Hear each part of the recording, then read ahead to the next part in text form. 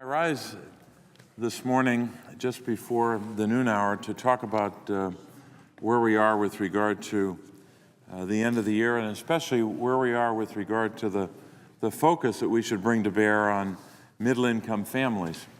We've had a lot of discussion in the last couple of weeks about terms like the fiscal cliff and terms like that involve tax policy, and all of that is important to debate. But sometimes what's lost in the midst of all that is what's happening to middle-income families. For a lot of them, and the sense that I have talking to folks in Pennsylvania is that they've been asking people like me to do at least two things.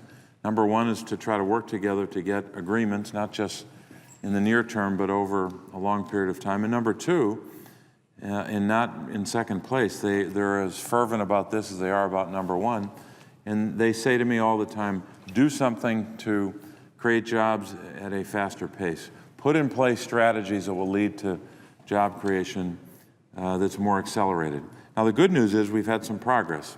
If you look at the numbers for August, September, and October, it's right around 511,000 jobs created. That's good news, and it's good progress. It's a lot better than we were in the spring. I think if you look at, if memory serves me, April, May, June, that time period, we had only created about 200,000. So this 3-month, more than 500,000 jobs created is progress. But we got a long way to go, and we need to move the job creation pace, or the pace has to be accelerated. We have, in the midst of all that, a good bit of uncertainty. Middle-income families look at Washington, and they don't see enough progress on jobs, frankly. They don't see folks coming together yet, and I think we will. But until they see that, until they have a sense that there is something substantial that's decided that affects their lives, they're going to be very uncertain. I hear this from taxpayers. I also hear a lot about uncertainty from small business owners. And at the same time, we have something we can do about it. Or I should say the House has something they can do about it right now. We passed in the Senate this summer, in July, I guess it was July the 24th, a tax cut for middle-income families, meaning we would continue tax rates for those families. That kind of certainty is badly needed right now. So one of the best things that could happen right now is that the House could vote, and then the President would sign into law legislation that would provide certainty for middle-income families. 98% of American families and some 97% of small businesses. So it's time for the House to act. Secondly, I think we have to take steps to make sure that we're creating jobs at a faster pace, as I mentioned before. I'm introducing legislation today to help middle-income families and to boost hiring. The bill is called the Middle Class and Small Business Tax Cut Act, which would expand the payroll tax cut from last year for 1 year and give employers a tax credit for hiring. And I'll be talking about that legislation. Now, the payroll tax cut that we put into place last year had a number of benefits. I won't go through all those today, but the Joint Economic Committee, the committee of which I'm the chairman, just put out a report in the last 24 hours. It's a fact sheet that highlights some of the benefits of the payroll tax cut. I wanted to just highlight one or two of those, and I know I only have a few more minutes, but I wanted to highlight a few more. And Mr. President, just for the record, I would ask consent that the Joint Economic Committee fact sheet on the payroll tax cut dated December the 4th, 2012, if that be made part of the record. Without objection. Just a couple of points in here.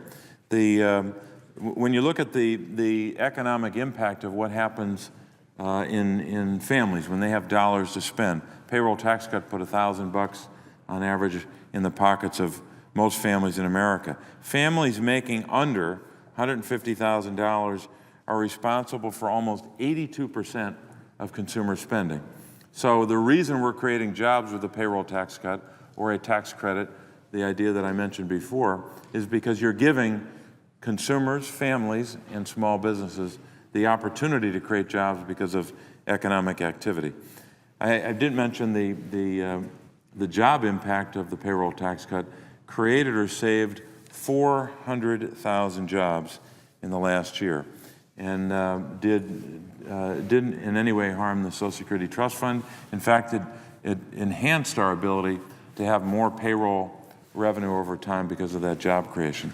So I think we should do both, continue the payroll tax cut as well as have a tax credit for businesses so that if they hire in year one versus the year or a year after the year that the credit is in place, that hiring can be given, so that hiring can be given credit and they can be incentivized to hire more.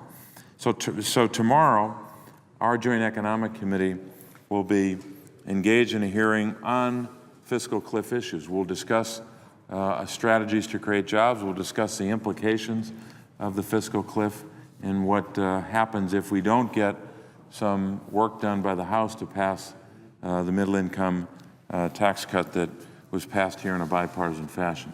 So we have a lot of work to do, Mr. President, but I think one thing we've got to make sure we do is to continue to focus on middle income families, their lives, their struggles, and what we can do to make sure that they have more dollars in their pocket to continue economic growth.